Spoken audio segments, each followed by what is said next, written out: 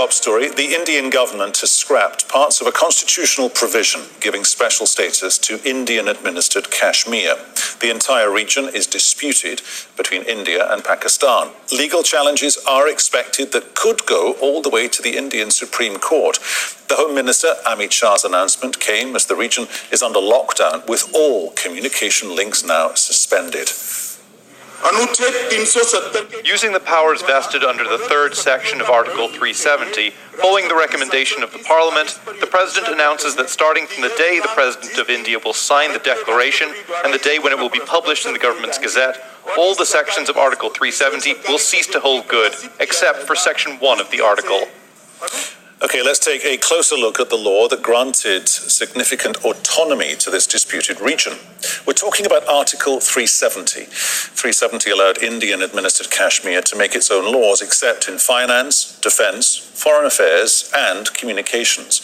That means the residents of the states live under different laws from the rest of the country in matters including property ownership and citizenship.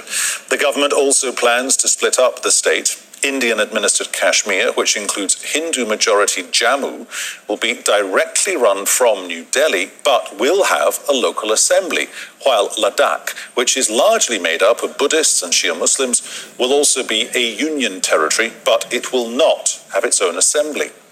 As we mentioned, Indian-administered Kashmir is under a security lockdown. Thousands of additional troops have been deployed, and public gatherings are being severely restricted.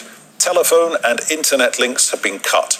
And in an unusual move, several prominent local politicians in Kashmir are now under house arrest.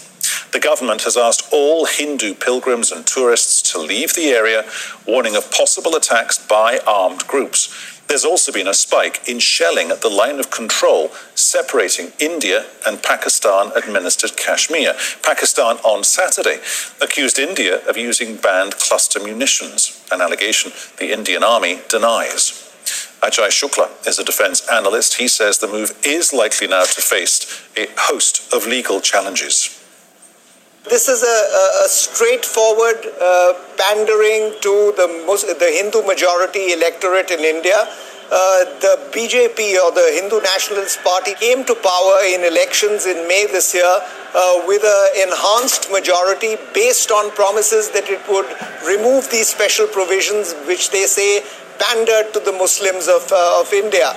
So there is a clear political polarization here, with the ruling party trying to pander to its Hindu vote bank and anything that it sees as anti-Muslim, whether the action that it has taken against Kashmir today or any action that it takes against Pakistan, meets with heavy approval from the Hindu vote bank. So for the government, this has been a step that it has promised and has now delivered on. We'll just have to see whether the Indian courts, whether the Indian legal system, and whether the Indian legislature, since it's a constitutional amendment, it will have to be passed by a two-thirds majority in parliament, whether all these people line up behind the BJP calculating that their benefits lie with the Hindu vote bank or not. The whole of Kashmir has been practically locked up, including the pro-Indian politicians. So Kashmir is now on one side, including the secessionists, the nationalists, the unionists. Everybody is outraged at this step that has been taken.